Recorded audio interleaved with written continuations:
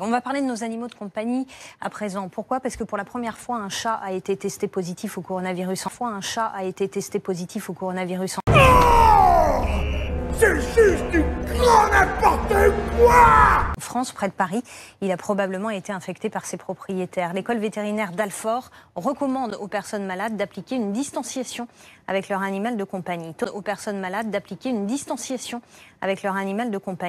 Mais qu'est-ce que vous voulez que ça me foute vos conneries? Maïdou, Alexis Coons avec Kevin Moran. Allez, viens là. Mais ouais.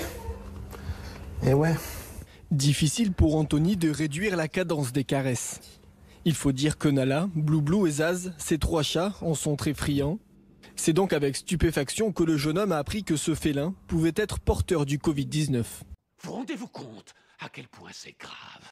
À partir de là, j'éviterai tout contact avec lui, donc je le laisserai se balader puisque de toute manière, j'aurai pas le choix. Mais après, quoi faire de plus que de pas trop le toucher, de pas trop l'approcher, je sais pas trop encore.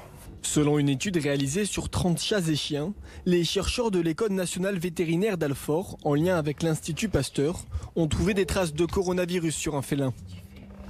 Non, c'est n'importe quoi, mais bon, ça fait rien. Effectivement, un prélèvement positif à la PCR dans les matières fécales a été détecté.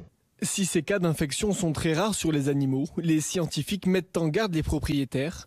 Les gestes barrières avec l'animal de compagnie restent le meilleur moyen de contenir le virus.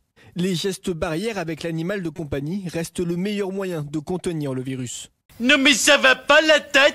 Porter un masque, se laver régulièrement les mains avant de toucher son animal et après, par précaution, si lui peut être infecté, toujours avoir des règles d'hygiène pour la litière par exemple, manipuler avec des gants, bien se laver les mains avant et après avoir fait le nettoyage.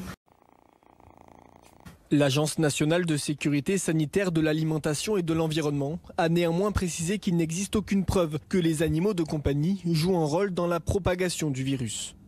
Comment? Mais vous êtes complètement fou! Vous êtes un grand malade mental! C'est donc une première en France et il faut préciser quand même, Françoise, que c'est extrêmement rare qu'un humain passe le virus à son chat. Oui, c'est extrêmement rare, mais ce n'est pas la première fois. Il y a quelques cas qui ont été identifiés dans le monde, à Hong Kong, en Belgique et à New York. Une transmission qui s'est faite depuis l'homme vers l'animal.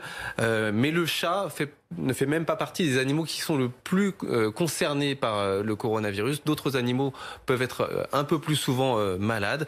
L'ANSES dit qu'il n'y a aucune preuve que les animaux de compagnie et d'élevage jouent un rôle dans la propagation de l'épidémie. Donc, Je trouve qu'on nous prend un peu trop souvent pour des cons en ce moment, hein? il n'y a pas vraiment de peur à avoir. Votre animal de compagnie peut être contaminé par les habitants du foyer, mais l'inverse, a priori, n'est pas vrai. Merci beaucoup, François.